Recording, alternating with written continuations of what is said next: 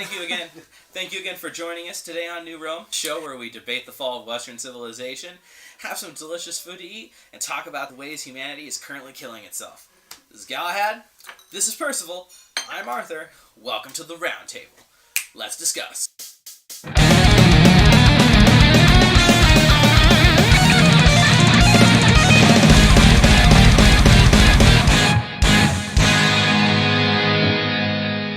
Welcome back to New Rome. This week, for those of you that are new, the first 2 to 3 minutes of the episode, we usually sit here and we enjoy a delicious cheese, a chocolate, and a drink. Now, of course, if that's not your thing, or you don't care about keeping up with our weekly meals, then you can fast forward to the part where we actually discuss the topic at hand, which this week, funny enough, is going to be gender. I'm really excited, three men, academically inclined men discussing the concept of gender. I'm looking forward to it. I like to say I sexually identify as a potato. Anyway, so for this week, for those of you who are following along with us, we're enjoying a lovely Da Vinci Gouda cheese, coupled with a dark chocolate mint-infused bar. So let's go ahead and cut this bad boy open and see what happens.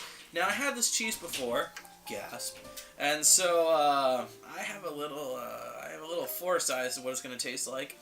Personally, I think it tastes like somebody made garlic bread into a cheese. So if you're a huge fan of garlic bread or garlic bread memes, then this might be the cheese for you. I dare say the garlic on the nose is quite pungent. Exactly. It protrudes from the rest I of the aroma. feel like I'm at Olive Garden right now. And this take is a bite. The good street. Yep. Olive Garden. Where's my waiter? Pepe, come here. No, this is crouton all the way. If you've ever said, I'd like extra Parmesan on my salad and extra croutons, this is what you're served. You're right. You're totally right. Yeah, that's totally right. You're right. Pepe, I need more. Again, this is a Da Vinci Gouda. That's extremely good. So if you are a huge fan of garlic bread or croutons or any of those other delicious, decadent bread treats, this is the cheese for you. It's delicious. I personally recommend shredding it over a salad, like Percival just suggested. Well, the chocolate is very earthy. Minty earthy. I'd almost say you'd want to have this maybe with a... I would like to... Open-faced, what are they called? Bread, baked... Texas bread? No. I'm sorry, man. It's not referred to as bread. A crostini or something. Crostini? Oh, okay, yeah, all right. So like a salty puff pastry. Not a pastry. Like a biscuit. Bread. Like a biscuit. No, just bread. Like a cracker. Yes, like a cracker. Oh, okay, outstanding. All right. So. All right, and of course the chocolate this week, gentlemen. This is going to be a 72% cocoa bar mixed with mint. Now, for all your daily caffeine needs. Exactly. Now, to me, most mint tastes very sugary. This mint, to me, has more of like an earthy taste to it. Where, to me, it tastes like somebody took the mint leaves and they took it and they just ground it up and mixed it with some chocolate. Like that's the impression I'm getting with this. What do you think? It's the way that God intended. You? I don't know. The mint is quite light. I'd almost say it's artificial. Yeah. Think so? I think it's either artificial or it has artificial preservatives added or something, because it is not tasting to me much like a mint plant would. Now that I'm eating it more, I think I see what you're saying. Wow, this is supposed to be fair trade certified. Last week we were talking about cultural relativism, and what was that? The episode where we brought up the environmental movement for a little bit in the beginning? Yep. I believe so. Yeah, so fair trade doesn't mean anything, and we've been lied to. Well, Disappointing news since we were made. Maybe these were just picked late in the season. Could have been. No. Has a much less strong of a taste. The cheese is excellent. Yeah, I mean, when I import my teas, I usually get autumn flushes, and so I brew them a little longer. But All right, so this week's topic. For those of you that are just joining us, you decided that you didn't feel like listening to us discuss the intricacies of infusing mint into your chocolate during our brief, open little chit chat at the beginning. Hi, welcome to New Rome.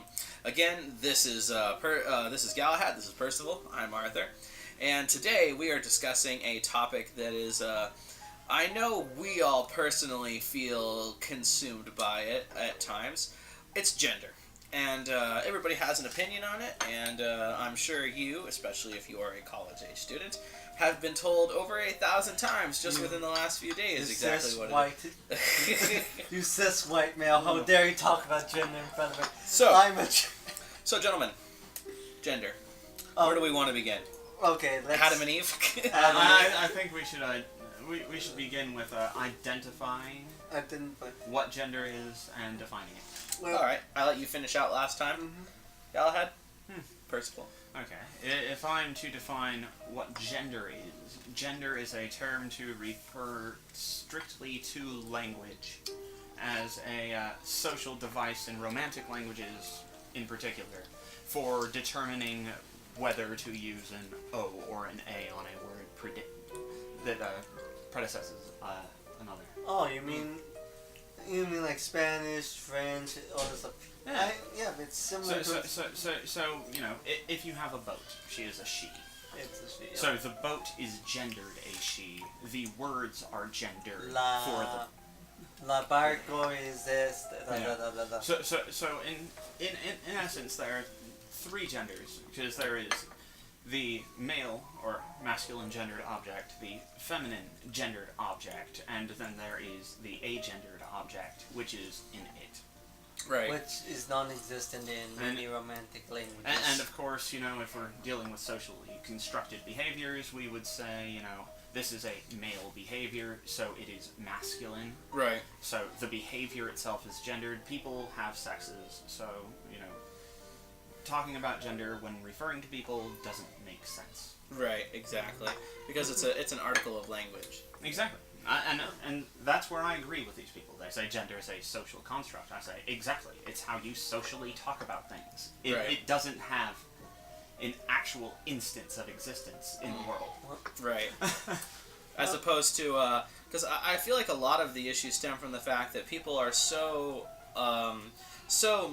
unversed in the English language and all its many unique facets that to them, I mean, here's the weird thing, right? Back when I was taking a sociology class, they really wanted to hammer in the difference between gender, sex, and sexual orientation, yet I found them to be the starkest offenders of using those words interchangeably, which I always thought was interesting. So it's like, okay, so you're gonna tell me that gender and sex are different from each other, in the sense that your sex is the biological, reality of how you are structured, versus gender, which is the way that you have decided to personally identify and interpret your sexuality or your sex, in your mind, right?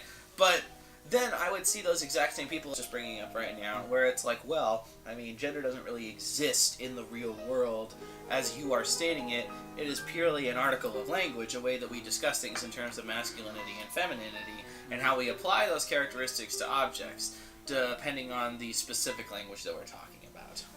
I should point out that for my definition, I used the 1920s definition that was prominent among English professors at the time, because it wasn't until much, much later that it was even suggested it would be carried unto humans. Yep.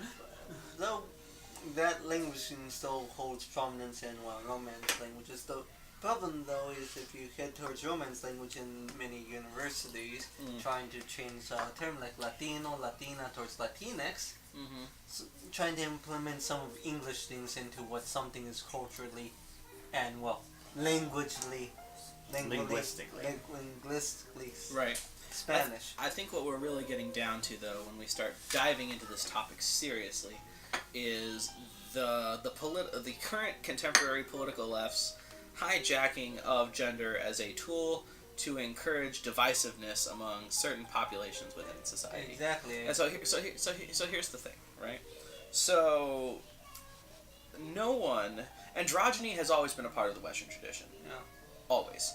From the earliest days of Greek mythology to the Enlightenment, androgyny has always been a firm part of the Western tradition. And so, this idea, this contemporary modern idea of the duality of masculinity and femininity, it is the political left's strict interpretation of that duality that leads them to feeling uncomfortable with just being a woman who has some masculine traits or has some masculine interests.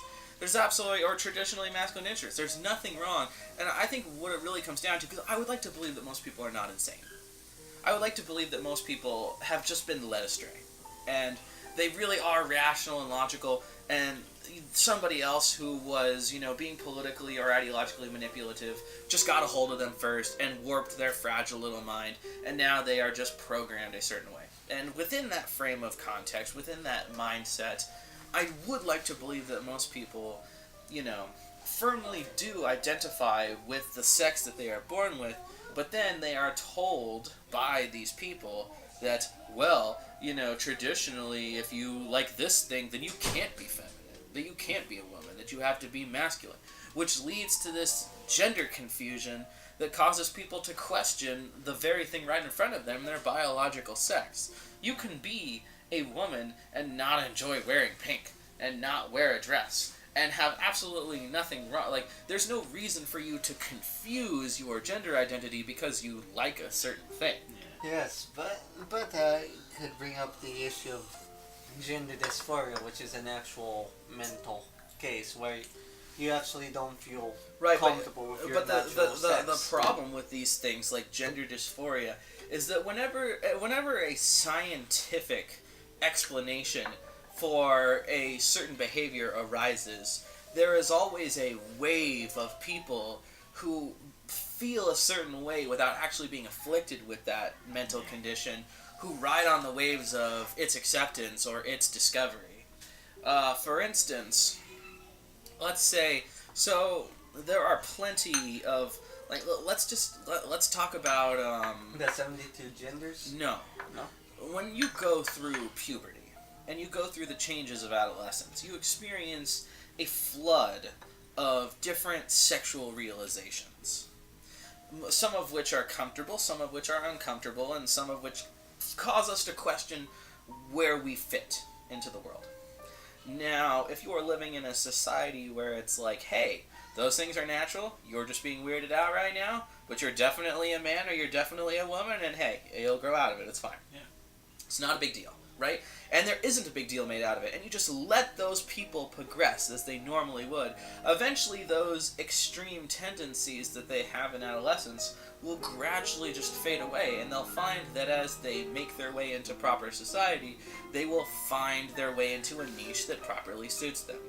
Or, they'll at least be constructive and productive in their existence. But when you allow people to use these feelings, these adolescent feelings, to support extremist ideology, when you encourage people's natural exploration during their adolescence, what it does is it convinces them that they fall into this otherness category, that there is no place in society for them as they are, that they will never grow out of this. And what this does is it creates a feedback loop in their mental processing, where they say to themselves, oh, I'm experiencing slight feelings of androgyny during my teenage years, I must be a transgender woman. Be like, and even though you and I, gentlemen, might, look at that realization and go, no, that doesn't sound right. There's nothing wrong with you. You don't have gender dysphoria. You are perfectly biologically a woman, right? Or a man. And, and everything in your life up to this point from a behavioralistic standpoint has adjusted that there's absolutely nothing wrong with you and that you will continue to develop normally as time goes on.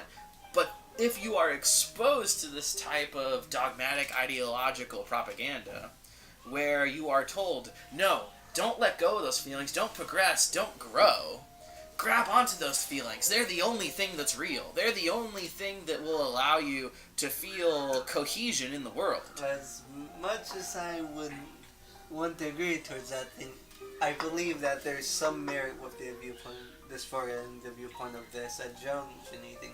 Not many people will grow out of it. Many people will still feel uncomfortable.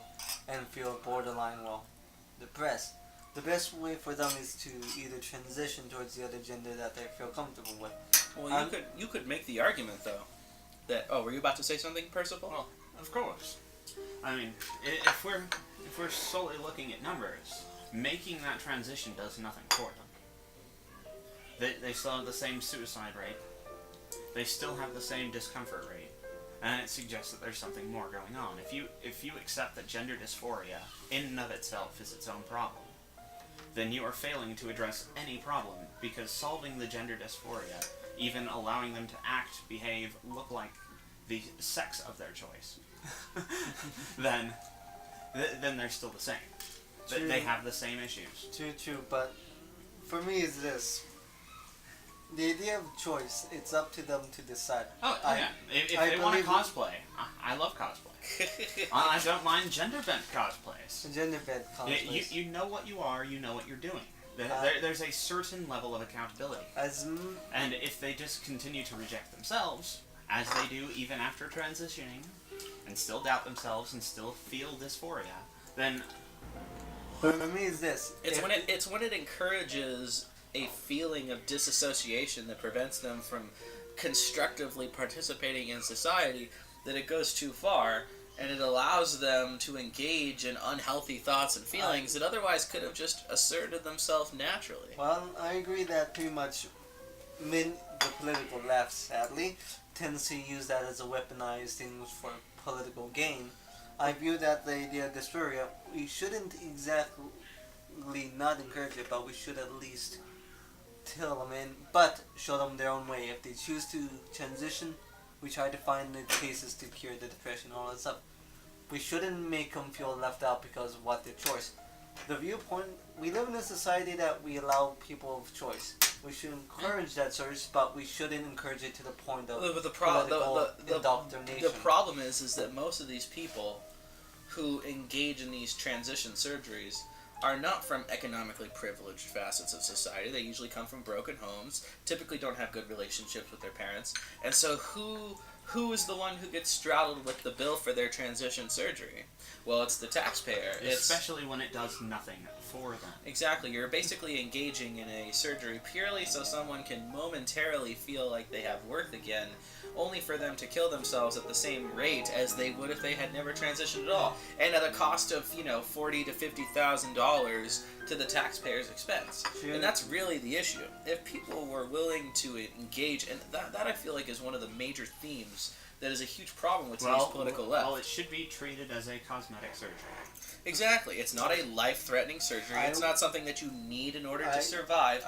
You would never no one would put rhinoplasties or breast enlargement surgery on the list of federally subsidizable medical practices. And that's what I agree. I don't want pretty much it to be subsidized by the federal government. But that's the problem. The main people who purport these ideas, who support the idea of these transition surgeries, which, as we've just discussed, have no real effect on how good they feel or how well they're able to function in society, it's not good enough for them to just say, oh, this should be an option. Well, this is life-threatening, this is necessary, and because I have deemed it necessary, I am now deeming it a public utility, and you will pay into it so that I can feel better. They go beyond that, because they have to consider it a disease. Exactly. It is still a disease, it is still everything, because they want funding for it. As you were saying? So, at this point, I'd like to point out that there are movements toward acceptance, or at least changing the paradigm, that I think would help a lot of individuals avoid the stage to where they're conflicted.